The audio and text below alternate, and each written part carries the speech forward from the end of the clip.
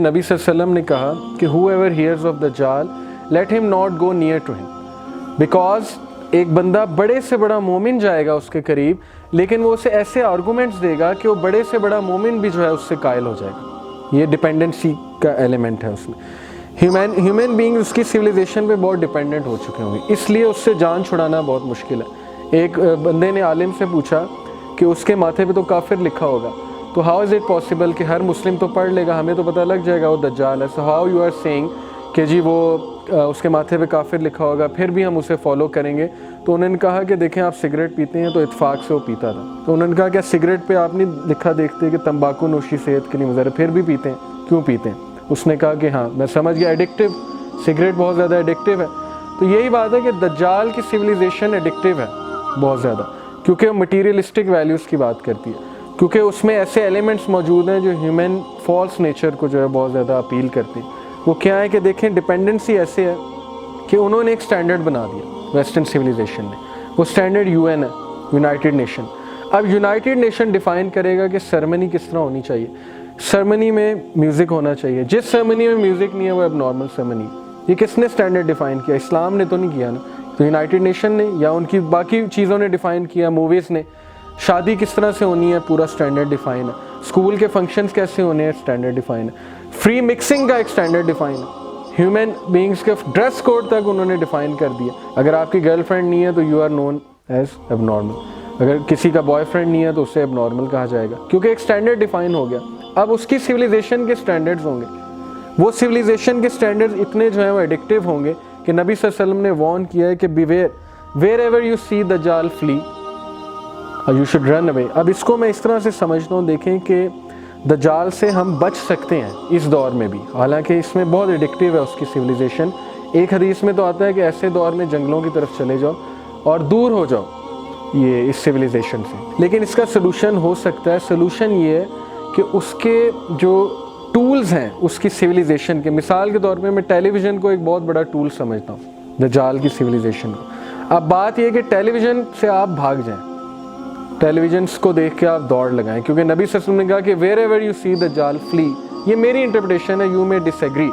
میں ٹیلی ویژن گھر میں رکھنا پسند نہیں کرتا، کیونکہ ٹیلی ویژن سے جو ہے نا وہی چینلز آئیں گے، وہی میڈیم آئے گا، اور اس میڈیم پہ کیا دکھایا جا رہا ہے، یہ پوری سویلائزیشن پروموٹ کی جا رہی ہے۔ تو اس طرح میں سمجھتا ہوں وی آر ڈیپینڈنٹ اپون دجال۔ جب ہم اس کے ٹولز کو لے آئیں گے اپنے گھر میں تو ہم ڈیپینڈنٹ ہو جائیں گے، ہم ایڈکٹیو ہو جائیں گے اس کی چیزوں میں، ہم اس فینٹیسی ورلڈ میں جائیں گے، زیادہ سے زیادہ میوزک، ٹیکنو، اور وہ پارٹی کا ماحول، یولو کا ماحول، اور وہ سارے سینماز اور یہ جو فینٹاسٹک چیزیں وہ دکھاتے ہیں، گلیمر جو دکھاتے ہیں، وہ بھی حدیث آگے آئے گی۔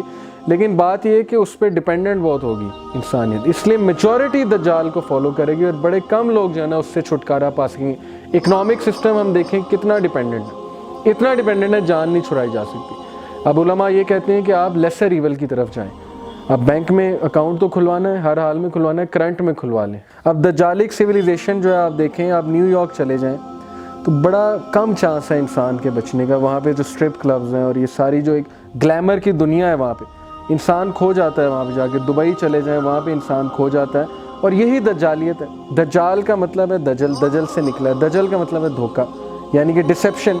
اب ڈسیپشن کا مطلب ہے کہ بندہ دنیا میں ہی مگن ہو جائے گا اور آخرت سے وہ دور جائے گا۔ لیکن دجال اس لیے فتنہ ہے کہ وہ ایکسٹریم فارم آف ڈسیپشن ہے، وہ انسان کو ایسے گم کرے گا کہ انسان جو ہے سوچ بھی نہیں سکتا۔ آگے ہم دیکھیں گے کیسے۔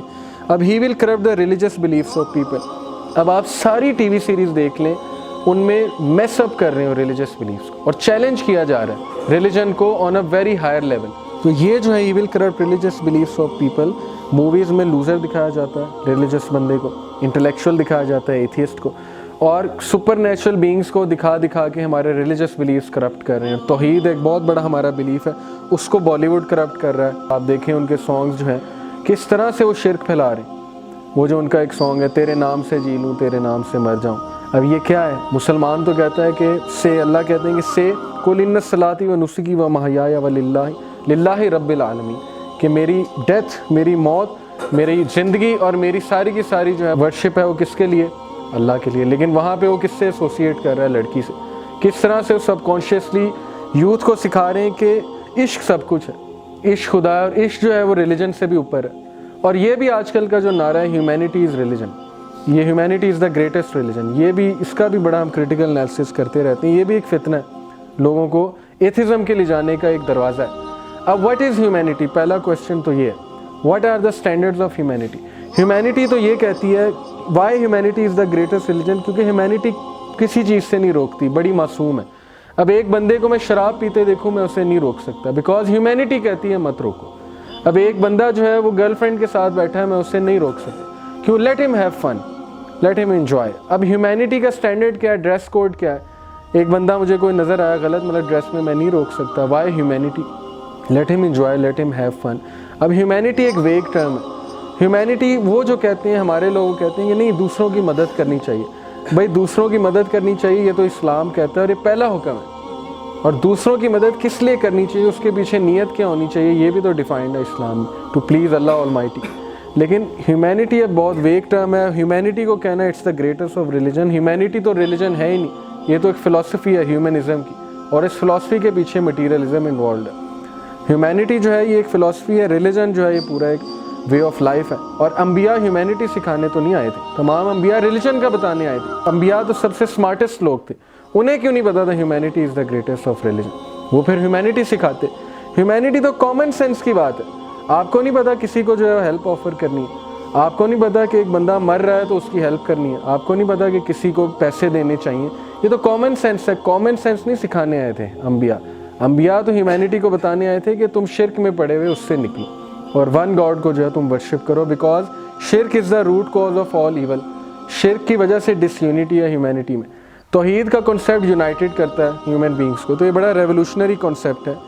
یہ اس کا دوسرا جو ہے کہ اس میں کرپٹ کرے گا, ریلیجس بلیفس کو شیک کرے گا.